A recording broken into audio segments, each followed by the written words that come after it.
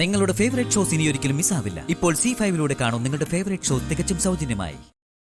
ജഗദീഷ് ഏട്ടാ,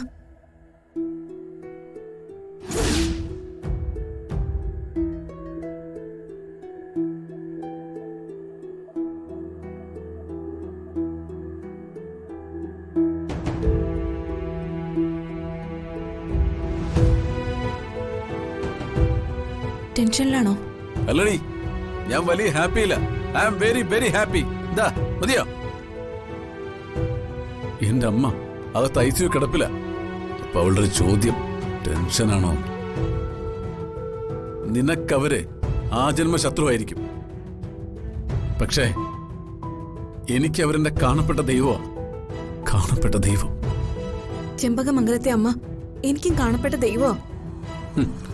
എനിക്കറിയാവടി നിന്റെയൊക്കെ മനസ്സിലിരിപ്പ്. മറിച്ചെങ്ങാനും നീ പറഞ്ഞ എന്റെ കൈത്തിരിപ്പ് നിന്റെ പെടലിക്കായിരിക്കുന്ന നിനക്ക് നന്നായിട്ട് അറിയാം.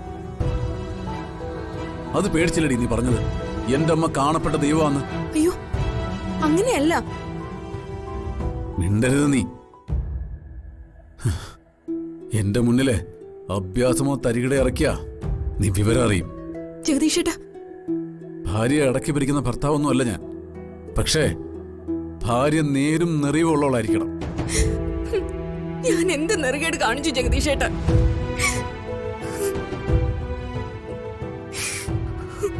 എടി, നാടകം വേണ്ട, നാടകം വേണ്ട.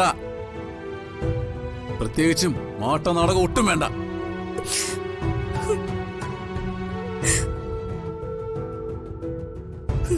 ഞാൻ നേരെ വാ നേരെ പോകുന്ന ആദർശത്തിൽ വിശ്വസിക്കുന്ന ഒരു സാധാ മനുഷ്യനാ.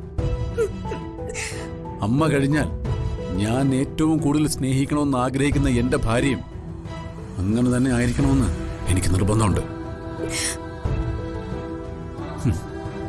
നീ സത്യസന്ധതയുള്ളവളായിരുന്നെങ്കിൽ, സ്വന്തം കുടുംബത്തോട് സ്നേഹമുള്ളവളായിരുന്നെങ്കിൽ എന്റെ അമ്മ ഹൃദയം തകർന്ന് ഹോസ്പിറ്റൽ ICU കിടക്കില്ലായിരുന്നു. അതിന് ഞാൻ എന്ത് തെറ്റാ ചെയ്തു ജഗദീഷേട്ടാ? നീ സ്വയം ന്യായീകരിക്കാൻ ശ്രമിക്കുകയാണ്. നീ തെറ്റൊന്നും ചെയ്തിട്ടില്ലെന്നാണോ പറഞ്ഞു വരുന്നത്? നീ നിന്റെ ആങ്ങളെ സംരക്ഷിക്കാൻ വേണ്ടി എന്റെ കുടുംബം തകർത്തു. ജോലിയും കൂലിയുമില്ലാത്ത മരങ്ങോടന് വിളയാടാൻ നീ അവസരങ്ങൾ ഒരുക്കി. എന്റെ കുടുംബത്തിൽ തേരാപ്പാര നടന്ന് അവൻ പ്രശ്നങ്ങളുണ്ടാക്കി. അവൻ ഇങ്ങനെ ഒരു കടുങ്ക ചെയ്യുന്ന ഞാൻ കരുതിയില്ല ജഗദീഷേട്ടാ. അവനും മൈഥിലിയും തമ്മിൽ അടുപ്പമുണ്ടായിരുന്നെന്ന് നീ അല്പം മുമ്പ് എന്നോട് പറഞ്ഞു. അവര് തമ്മിൽ അടുപ്പുണ്ടായിരുന്നത് പണ്ടാ. അവര് പണ്ടേ കാമുകന്മാരായിരുന്നെങ്കിലേ എന്തിന് നീ അവനെ ചെമ്പകമംഗലത്ത് കയറ്റി താമസിപ്പിച്ചു?